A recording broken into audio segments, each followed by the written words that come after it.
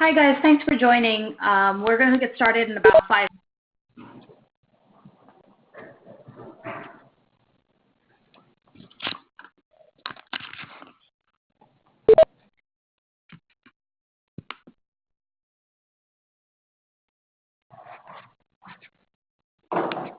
The conference has been muted. Okay, where is the controls? It's not going through that. I'm not able to figure it out.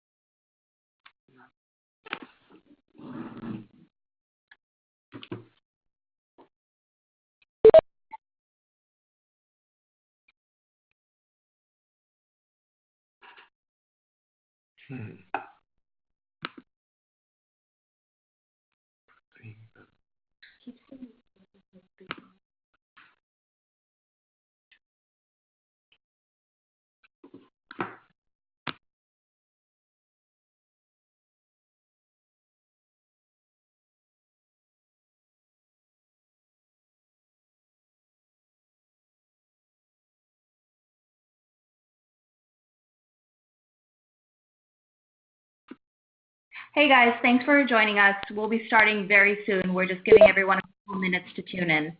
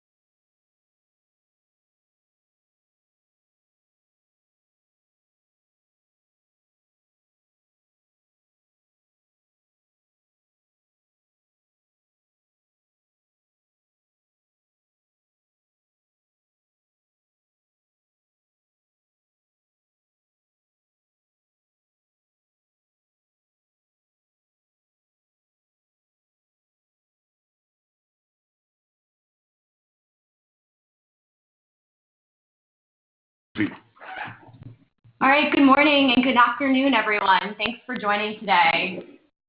Today we'll be talking about how to accelerate your ABM strategy with social media. We'll also be diving into SiriusDecisions, demand waterfall, and how to best operationalize this. Today I'd like to introduce Venkat Nagaswamy, CEO of MarianaIQ. Hi, thank you for your time. Thanks for joining us. Hope everybody can see our screens. So I'm going to, just to introduce myself, I'm the CEO and co-founder of MarianaIQ. Prior to starting this company, I used to run enterprise marketing where at Juniper Networks, where we implemented the latest, greatest when it came to marketing analytics, which was latest engines. And with that background is with which we started this company. I've got other background in other areas with McKinsey in high-tech practice in the Silicon Valley office. By background, I'm an engineer. I did a boarded PhD in aerospace, which obviously is the obvious starting point to be a marketer. So with that said, let me get going. Were you at the SiriusDecisions, the first poll question, were you at the SiriusDecisions in Vegas last month rather? So I'm going to give you a couple of seconds, couple of minutes to get going, and then we can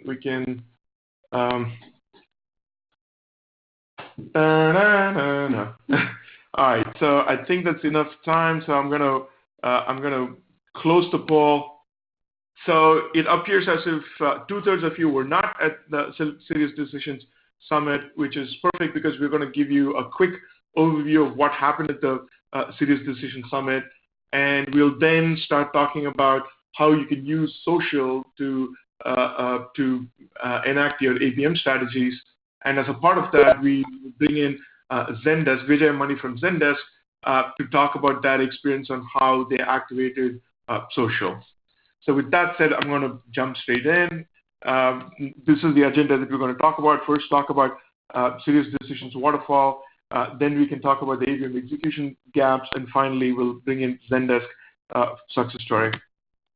So the main focus of what happened at SiriusDecisions this year was an introduction by SiriusDecisions of their new Waterfall.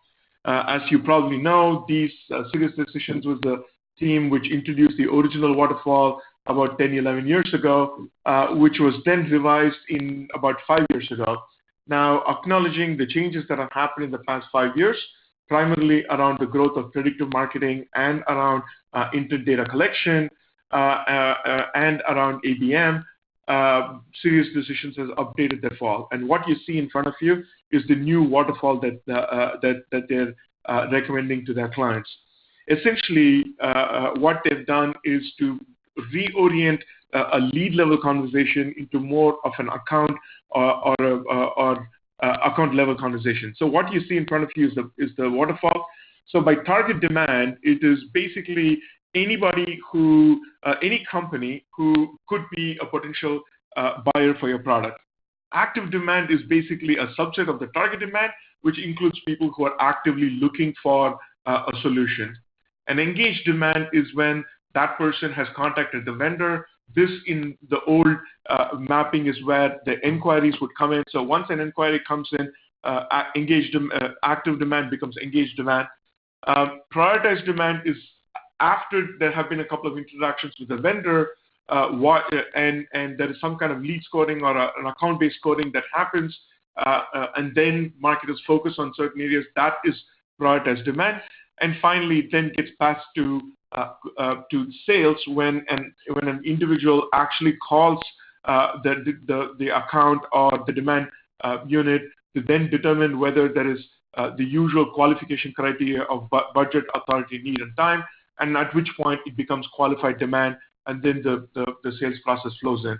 So the couple of key points here. The first key point is that is the acknowledgement that we are not talking about just one lead. We need to talk about the whole buying group, which is involved in the purchase decision.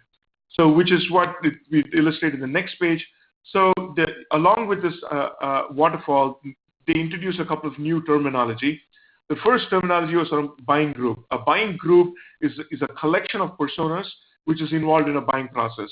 And a persona is the same old definition, which defines a person in that role or job function as with regards to a particular buying process.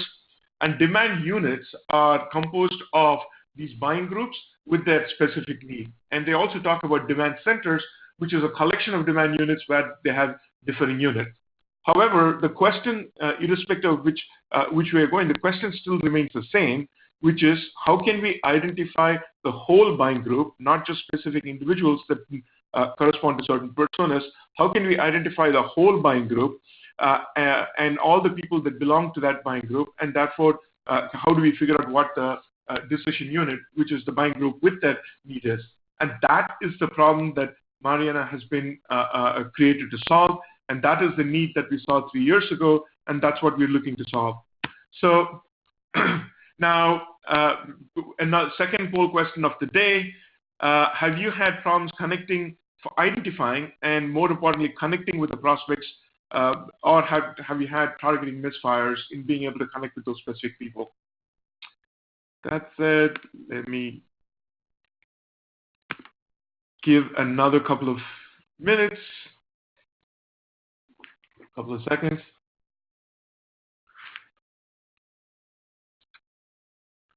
Wow, this is not something that I've ever seen before. 100% of the people have the same issue, so I'm going to close the poll in 1, 2, 3. All right, so similar to what everybody on this call has seen, when we were implementing ABM at Juniper, this is the targeting and finding and targeting people was a critical problem. So what you see in front of you is how we view ABM. So in terms of execution, there are 3 basic steps that you can think of. First is account prioritization. In the language of SiriusDecisions, how do we identify which decision unit and demand center it is? That's account prioritization. Second one is people prioritization. How can we identify all of the personas and people belonging to all of the personas and only the personas? And execution, how do we engage with those specific individuals on various channels? And all of this is undergirded by measurement and reporting, which helps us with planning and optimizing the campaign. Now, when we were executing it at Juniper, and this is the problem that we had, which is even if we figure out which accounts to go after, how do we identify all the people in the belonging to certain different personas, and how do we connect up with them in terms of execution? And that is a problem that we're looking to solve. Now, how exactly do we solve this problem? So the way Mariana solves this problem is by integrating unstructured data with structured data. We take unstructured data from various sources, predominantly social networks, other sources like your typical B2B sources such as DNB, ZoomInfo, and so on. We integrate that with structured data and pass it through our deep learning engine, which is deep learning is a new form of artificial intelligence, and we then take lessons from that to be able to drive execution. That is, from a very high level, is what Mariana does. To get into more details of how it exactly happens, what we do is to take the data, start off with close-won opportunities and contacts associated with close-won opportunities from our customers. We integrate that with marketing automation data, and then augment it with the data that we have gathered about people. We have data for about 100 million people, about 5 terabytes worth of data, and we pass it through the deep learning engine to automatically create these personas. So because of this, we can identify all of the personas involved in the purchase process and only the personas involved in the purchase process. So in the language of SiriusDecisions, by looking at historical data and passing it through our AI engine, we can determine what the buying group is for each of the purchases that our customers could make. And once we've identified that, we can then take action on it to then execute on this data.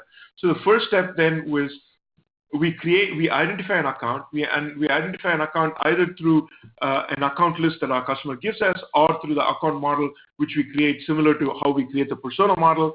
Based on that, once we identify the various personas, we identify the specific individuals that belong to each of these personas. And once we determine each of the people belong to the personas, we can uniquely identify them on various channels. We can find them, of course, on that. We can get you that email address and phone number. We can identify the specific people on the web, specifically around display and Google AdWords. And finally, which is the import of what we're going to talk today, we can identify these individuals uniquely on Facebook, Twitter, which are our primary channels right now. So this brings up the question of many people have been talking about how social media is ineffective for B2B marketing. So I wanted to ask you guys, is that some assumption that you've seen, or is that something that you guys are seeing yourself? So with that said, I'm going to throw it open for polling. All right, wow, it's 50-50 so far. Or we'll just stick to for some more time.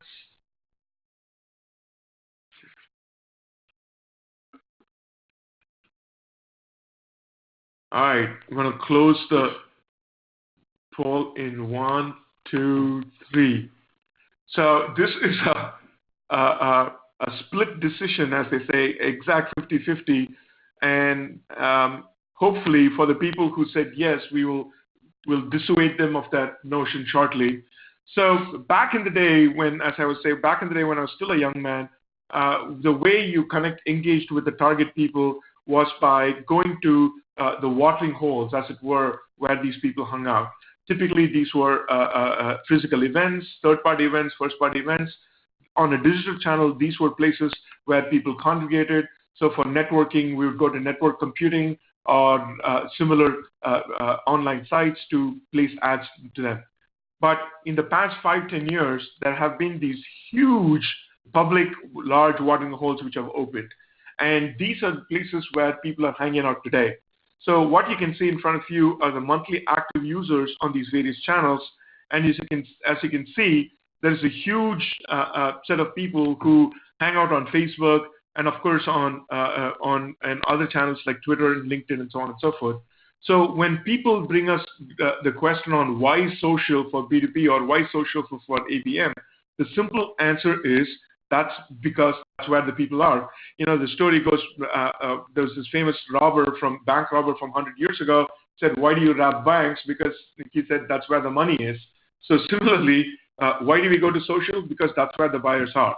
And the key challenge that people run into when they come into Facebook or Twitter is how do you target the right people? How do we find the people who belong to these buying groups, and how do we identify them and target them very specifically? And that is what Mariana does. So with that said, and with that as the stage to set it up, I'm going to pass it on to Vijay Mani.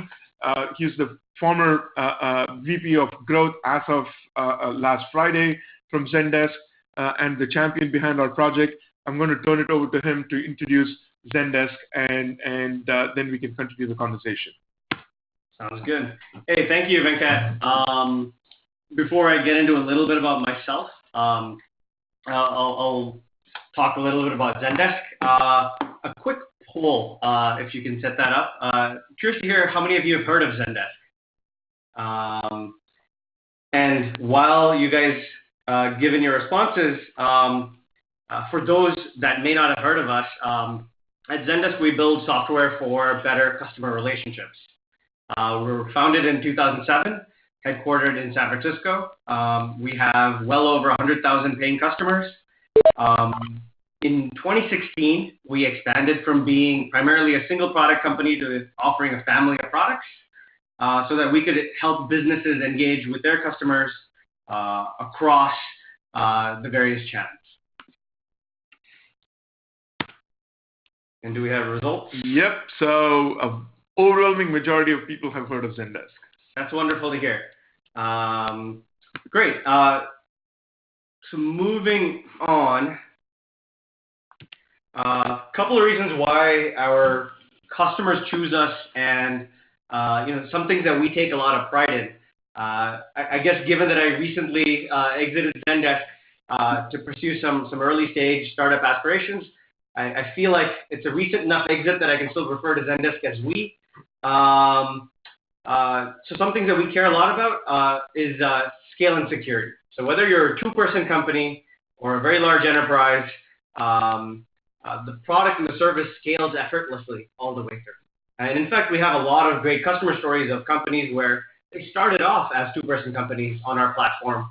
As the business grew, as these companies and teams grew, they were able to stay on and support their customers with Zendesk effortlessly. Another topic that we discuss a lot and spend a lot of resources towards is our beautifully simple customer experience. We spend a lot of time thinking about and iterating on the ease of discovery of the product.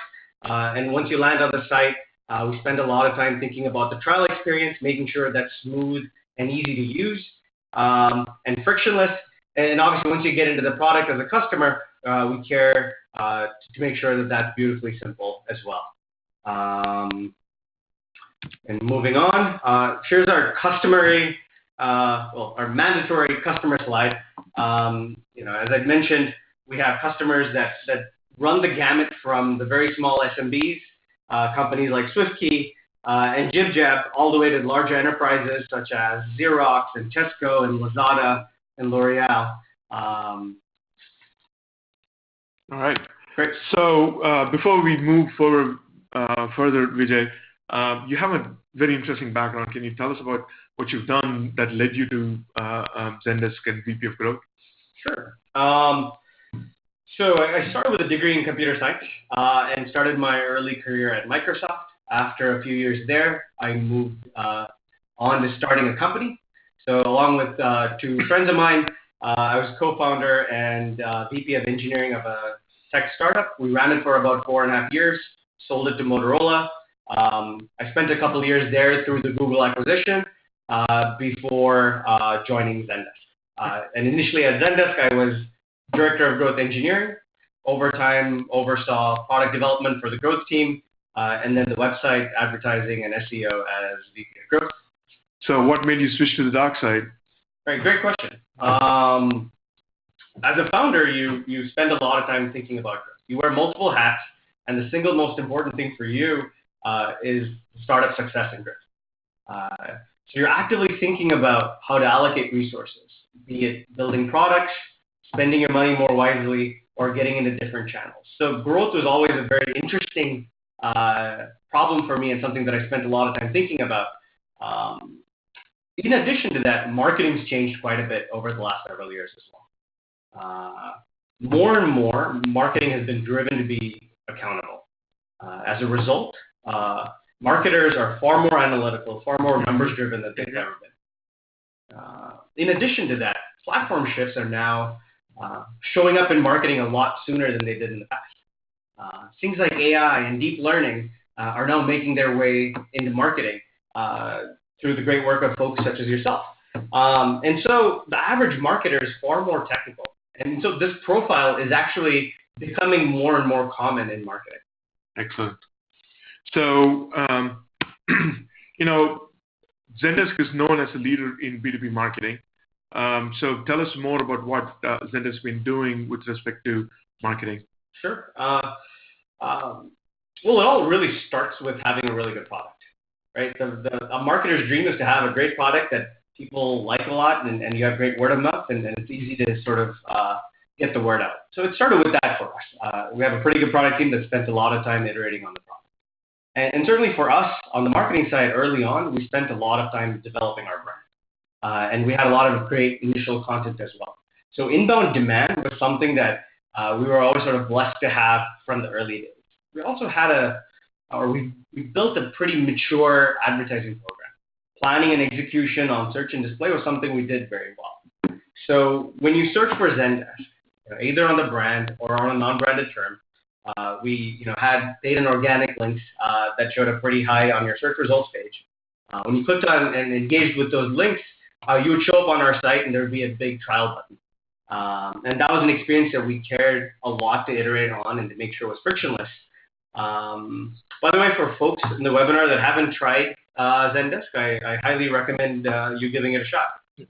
So your point around searches and so on reminds me of one thing. We've been tracking you guys for about a year before you signed on with us, and we noticed that the AdWords that you're bidding for went from $20 to $30 a click all the way to greater than $100, $150 a click. Right.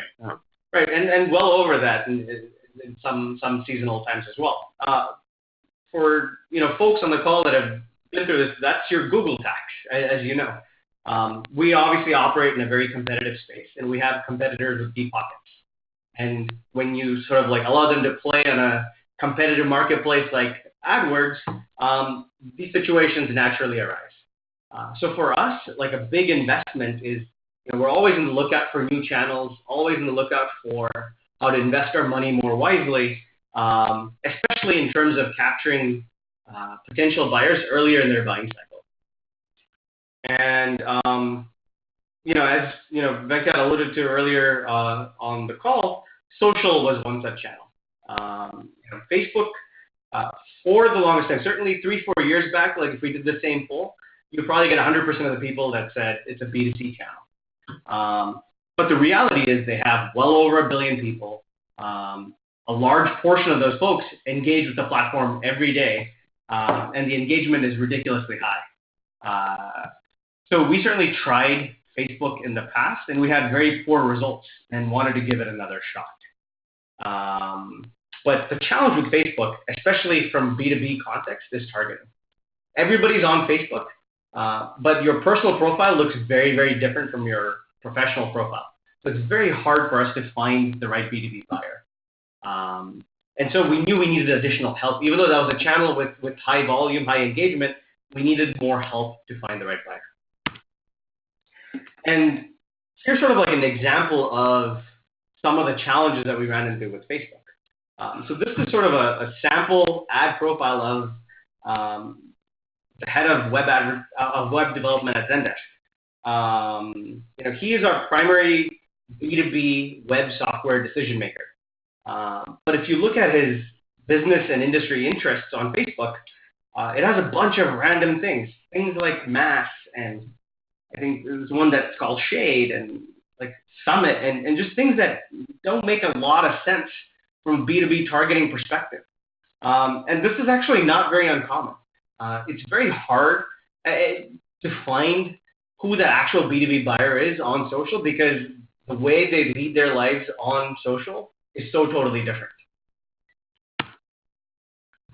Absolutely.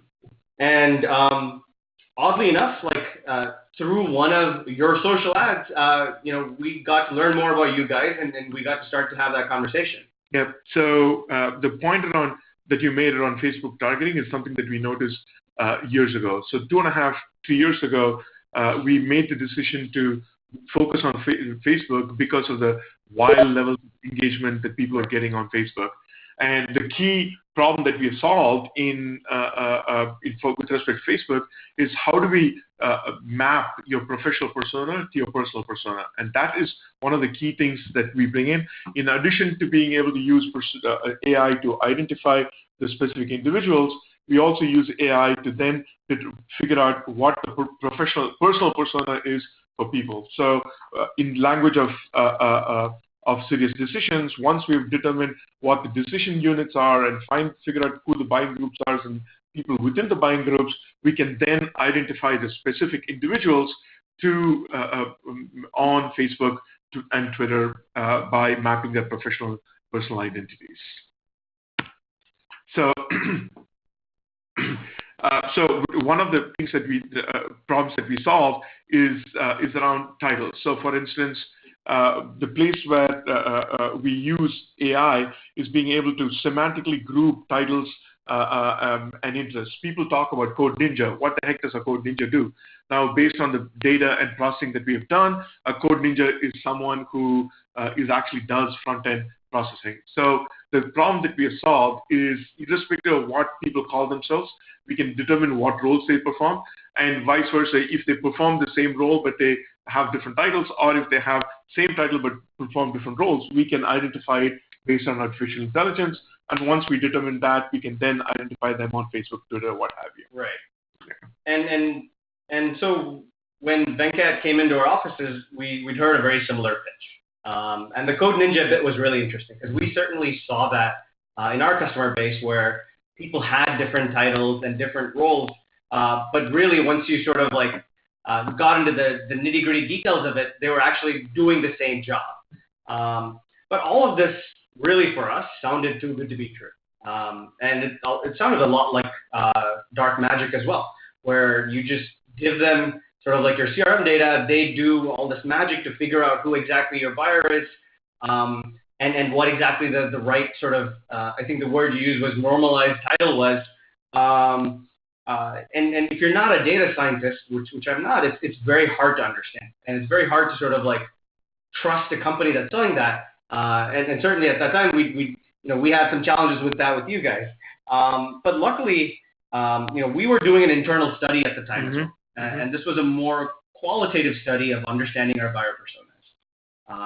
Something that we did, across multiple quarters with multiple teams. And the early results of the study matched very much the results that you guys had shared with us, where your understanding of the buyer through your AI and other techniques kind of matched what we had done more manually. So that gave us some amount of confidence to proceed with the pilot. All right. So given this, can you tell us about some of the results that you guys saw? Sure. So if I remember this correctly, this was a while back, we received a list of prospects or potential buyers from you guys, and the list was about 100,000. The audience was about 100,000 folks on it, and the early results were very promising. A couple of takeaways for us was the penetration on Facebook was unbelievable. So in just about 3 days, we had over 50% penetration on that entire list. So we knew that was a channel that we'd want to use. We'd also vetted that list before we actually placed an ad. So we knew who that buyer was even before they engaged with the ad unit. So the quality coming in was super high. One of the other sort of initiatives for us was, given that we sell to a wide spectrum of buyers, especially in AdWords, more of your money goes towards the smaller buyer. Mm-hmm. Why? Simply because more searches happen from folks that are smaller, because there's more smaller companies. One of the conscious efforts for us was to start to spend more targeted dollar going after the larger enterprises. And so we found that through this, because we'd already prospected them beforehand, more of our money went towards finding that right buyer. One of the interesting things for us, though, is when you do it on social, you don't necessarily have the exact same intent. So they could be at different parts of their buying cycle. And that was sort of like an interesting takeaway for us as well. But we were very pleased with the results, and we're happy to continue the partnership even after I exited the company. Excellent. So based on the experience, I mean, I understand you're not there, but what are the next steps? Right. Couple of big takeaways for us. Social was great, but we'd love to see how we can apply your technology to AdWords as well. Again, there's some sophisticated, interesting things we can do if we can get a list and upload that into AdWords. Additionally, for us, if we engage with a buyer earlier in their buying cycle, there's an effort to sort of nurture them, and that's a go-to-market motion, not just purely marketing. Obviously, you have to get your campaigns in place all along the way and nurture them through, but also there's some sales outreach that needs to happen. So coordinating that outreach and having sort of software and tools to make that simpler, to sort of like test out a true ABM story, is something that we are looking forward to investing more into. All right. So with that said, I'm going to pause here for any questions from people. Please enter your question into the lower left, if I remember right, box, and we'll get to answering the questions. So the first question I'm seeing is, what makes MarianaIQ different from other ABM solution providers like Terminus and Demandbase? So if you don't mind, I'll answer that question, Vijay. So the key difference, there are a couple of differences. So let me start off from the execution side.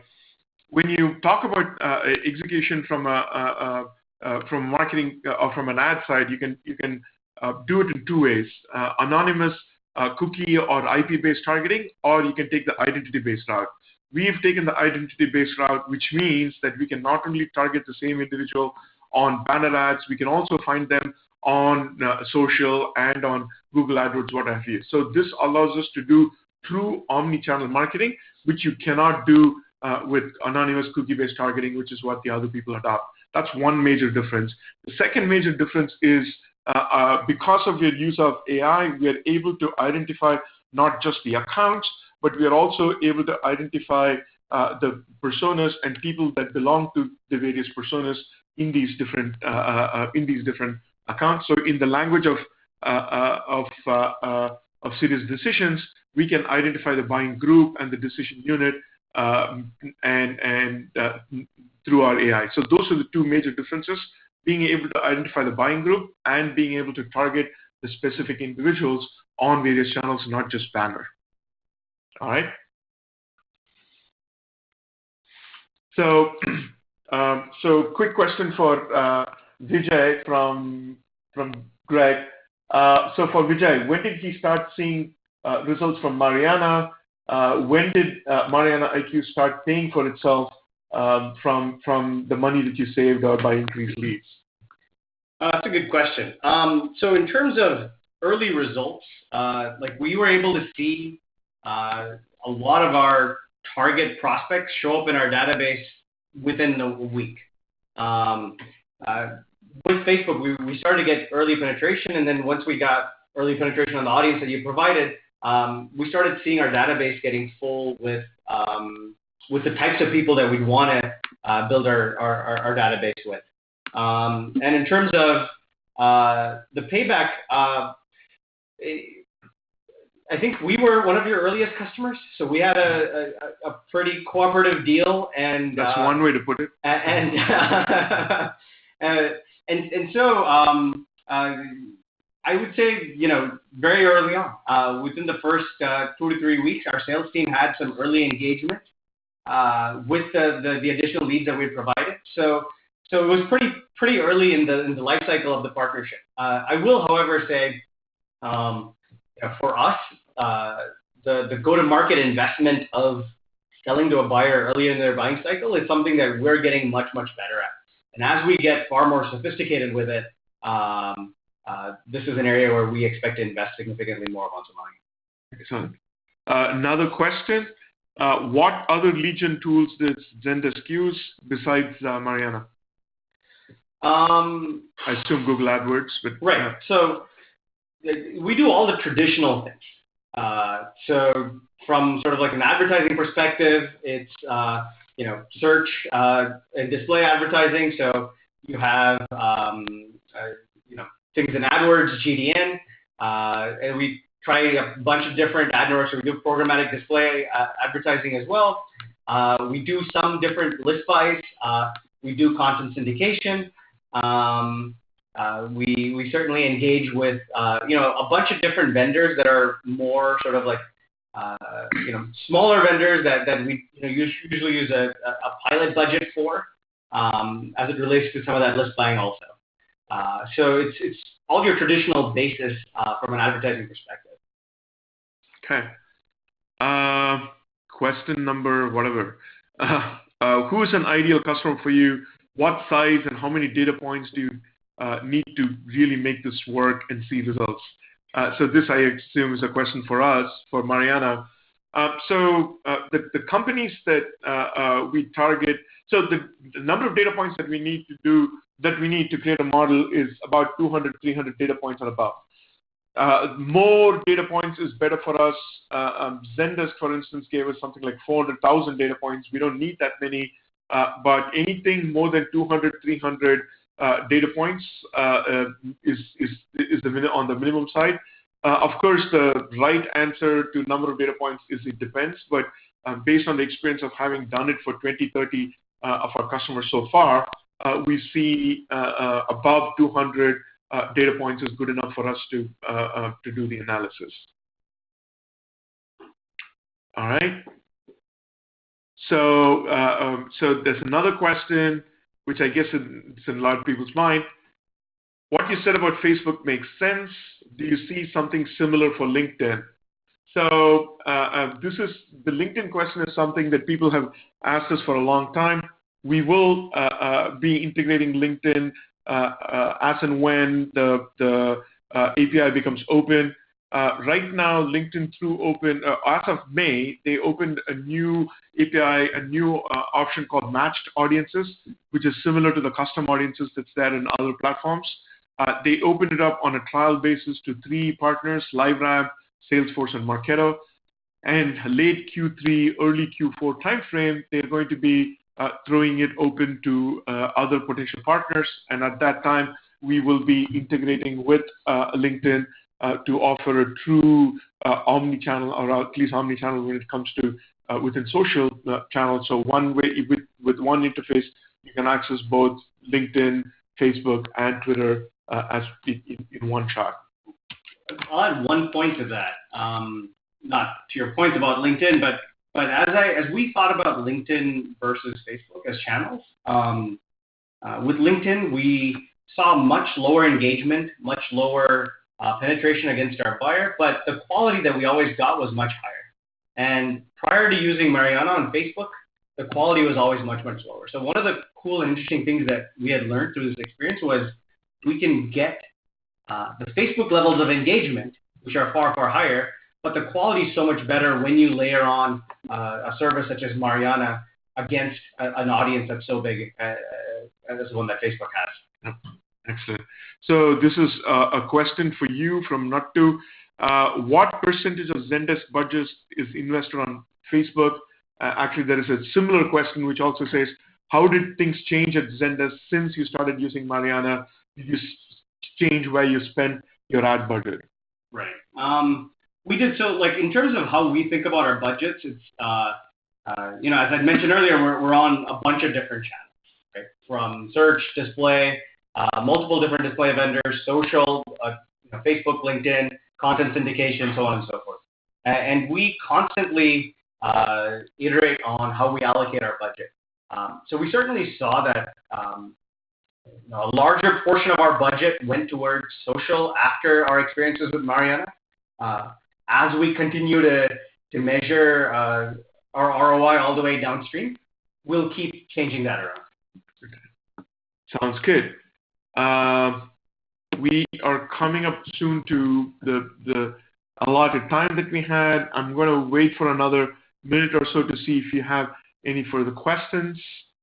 Well, I think that they'd also asked about Instagram. That's Instagram. From an advertising perspective, that's not a channel we're heavily in right now, but it's certainly something that I believe, as of when I left, the ad team was exploring for the members.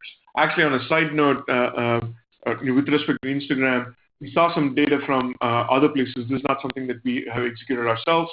Even when it comes to B2B, the number of shares that people get on Instagram is ridiculously high. It's something like for every post on Facebook, it's something like 0.5 on Facebook and 0.75 on LinkedIn, or maybe it's vice versa.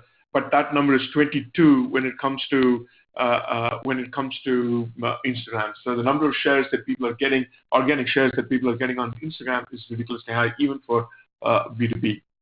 So one further question: what is the foundation you need in the organization to apply a platform like Mariana? That's a great question, and actually that ties in well with what Zendesk is doing. So from a firmographic or a psychographic perspective, companies who've been doing extremely well in inbound marketing, when they try to layer on some kind of outbound marketing, which is typically in the form of ABM, those are the ones who are best fit for Mariana. Those are companies who have a lot of content, a lot of top-of-the-funnel content that they want to get in front of the right kind of people, and those are the perfect fit for us, which also means that people are sophisticated users of marketing automation. They have a lot of content, as I mentioned, and who might be spending a lot on Google AdWords, and the Google AdWords cost per click is becoming prohibitively high for them from a generic Google AdWords perspective. Those are all some of the qualities that define the organization that can best use Mariana. If there is one thing that I would say that differentiated our success with Zendesk, it was that Zendesk had great content and continuously revving the content and getting that content in front of the right people was the primary contributor to our success with Zendesk. Right. I'll add a point to that as well. Especially so on high intent channels like search, you can take them straight to a trial or a demo offer. But on social, where you don't exactly know where they are in their buying cycle, the best assets for us, or the best offers for us was always content. So certainly iterating on that makes a ton of sense. And certainly once you do the initial acquisition, because they're earlier in their buying cycle, having subsequent sort of like pieces of content that you can continue your nurture with makes a lot of sense. Excellent. So that brings us to the allotted time. Thank you, everybody, for joining the discussion. Thanks, Vijay, for participating in this webinar. despite your days of freedom. So thank you for your time, everybody. Look forward to hosting you at a subsequent meeting. Thank you. Thanks.